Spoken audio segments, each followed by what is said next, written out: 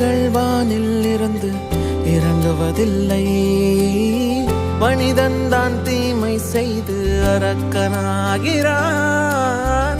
இதயத்தில் தர்மம் என்றும் உறங்குவதில்லை.